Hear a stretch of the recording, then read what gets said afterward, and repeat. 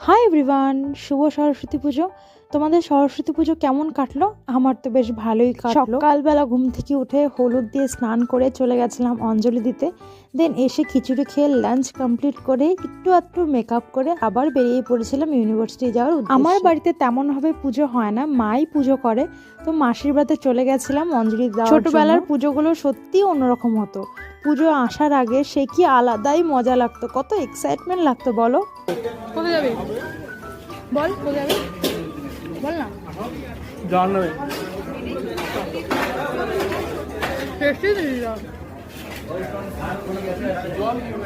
সেই সকালবেলা উঠে ঠান্ডার মধ্যে হলুদ মেখে স্নান করা, এসে অঞ্জলি দেওয়া, তারপর মায়ের ওয়ার্ড্রপ থেকে একটা শাড়ি পরা। জানো তো, ছোটোবেলা আমার একখানা শাড়ি ছিল, তো ওই একটা শাড়ি তো বারবার পরতে ইচ্ছে করতো না, তো মা কী করতো, মায়ের একটা শাড়িকে ফোল্ড করে আমাকে পরিয়ে দিত।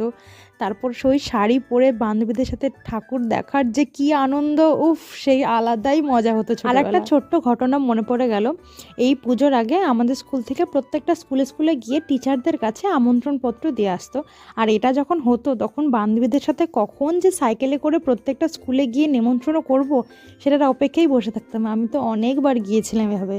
আগের দিনগুলো অনেক বেশি স্পেশাল ছিল বলো, বাট এখনও কিন্তু মজা কম হয় না, তবে আগের মতো ঠিক আর হয় না বলো। পুরোনোকে পিছনে ফেলে এগিয়ে যাওয়ার নামই তো জীবন, আর এটার সাথে আমাদেরকে তালে তাল দিয়ে চলতেই হবে। আড়াইটার দিকে বেরিয়েছিলাম, এসেই ঠাকুর দর্শন করে গরম গরম খিচুড়ি খেয়ে নিলাম। তারপর সবাই মিলে প্ল্যান হলো যে চলো পাশেই সরষা খেতে আছে, সেখানে যাবে। তারপর ফিরে একটু